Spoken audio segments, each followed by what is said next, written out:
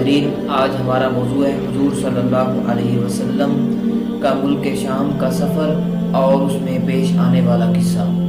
حضور اقدس صلی اللہ علیہ وسلم کے دادا جان حضرت عبد المطلب نے وفات کے وقت حضور پاک صلی اللہ علیہ وسلم کو ابو طالب کی کفالت میں دے دیا تھا۔ ابو طالب کو بھی حضور صلی اللہ علیہ وسلم کے ساتھ بے حد محبت تھی۔ انہوں نے اپنی اولاد میں شامل کیا اور حضور پاک صلی اللہ علیہ وسلم کو اولاد سے بڑھ کر پیار دیا۔ حضور پاک صلی اللہ علیہ وسلم کی عمر تقریباً 12 سال تھی تو ابو طالب نے ملک شام کا سفر کرنے کا ارادہ کیا۔ چونکہ حضور پاک صلی اللہ علیہ وسلم ابھی چھوٹے تھے، حضور پاک صلی اللہ علیہ وسلم نے ساتھ جانے کا ارادہ کیا، ساتھ جانے پر اصرار کیا، لیکن ابو طالب نے ساتھ لے جانا مناسب نہ سمجھا۔ لیکن حضور پاک صلی اللہ علیہ وسلم ابو طالب کے ساتھ لپٹ گئے اور ابو طالب کو بھی حضور صلی اللہ علیہ وسلم کی دل شکنی گوارا نہ تھی، لہذا انہوں نے ساتھ لے لیا۔ جب اس قافلے نے ملک شام کے جنوب میں پڑاؤ ڈالا تو اس کے قریب ایک بحیرہ نامی شخص رہتا تھا۔ اس نے انجیل مقدس اور بہت ساری کتابوں میں پڑھ رکھا تھا کہ آخری نبی مکہ میں پیدا ہوں گے۔ اس نے دوسری کتابوں میں یہ بھی پڑھ رکھا تھا کہ حضور پاک صلی اللہ علیہ وسلم اللہ کے آخری نبی ہیں۔ اس نے بہت ساری نشانیاں بھی پڑھ رکھی تھی اور اس کے علم کے مطابق وہ نشانیاں ظاہر ہونا شروع ہو گئی تھی۔ وہ وقت قریب آ چکا تھا جب اللہ کے آخری نبی کا ظہور ہونا تھا۔ اسے یہ یقین کامل تھا کہ آخری نبی اسی زمانہ میں پیدا ہوں گے۔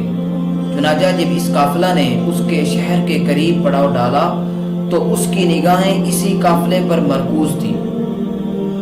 تو جب اس کے علم میں یہ بات پہنچی اور یہ خبر اس کو پہنچی کہ اس قافلے میں ایک ایسا بچہ ہے جو دھوپ میں جس طرف جاتا ہے بادل کا ایک ٹکڑا اس پر سایہ فگن رہتا ہے، تو اس کو یہ خبر یقین کامل تک لے گئی۔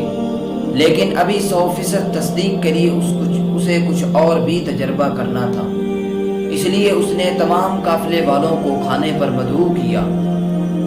سب قافلے والے آئے لیکن وہ بچہ نہیں آیا جس سے ملنے کے لیے یہ خواہش مند تھا اور انتظار میں تھا اور بے قرار تھا ملنے کے لیے۔ یہ خانقاہ سے سال میں 1 یا 2 بار ہی باہر آتا تھا، لیکن اس خبر نے اسے بے قرار کر دیا اور باہر آنے پر مجبور کر دیا۔ اور وہ باہر آیا، اس نے دیکھا کہ حضور پاک صلی اللہ علیہ وسلم ایک درخت کے نیچے آرام فرما رہے ہیں۔ جب اس نے دیکھا کہ وہ درخت کے نیچے ہیں تو اسے یہ بات یقین کامل تک لے گئی اور اسے یقین آ گیا کہ یہی اللہ کے آخری نبی ہیں اور یہی وہ ہستی ہیں جن کے لیے اللہ تعالی نے پوری کائنات کو پیدا کیا اور یہی رب العالمین کے رسول ہیں۔ اس نے ان کے چچا ابو طالب کو بلایا، نہ صرف مشورہ دیا بلکہ اس بات پر راضی کر لیا کہ حضور پاک صلی اللہ علیہ وسلم کو واپس مکہ لے جائیں۔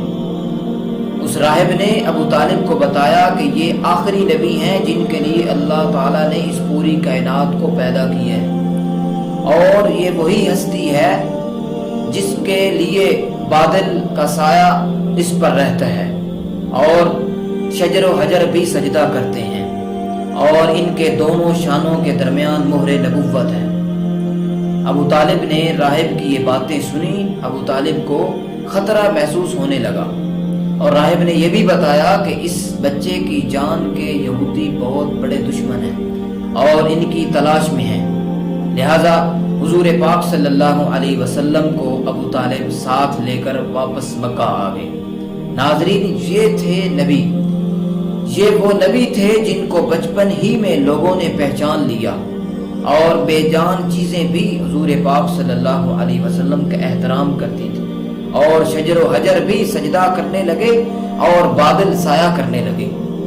لیکن آج ہمیں اپنے آپ کو دیکھیں کہ ہم حضور پاک صلی اللہ علیہ وسلم کا کتنا احترام کرتے ہیں۔ جھوٹی محبت کا ہم دعویٰ تو کرتے ہیں، لیکن سچی محبت کا ہم نے کبھی حق ادا نہیں کیا۔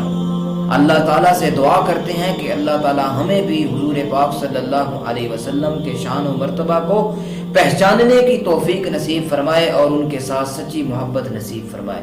السلام علیکم ورحمۃ اللہ۔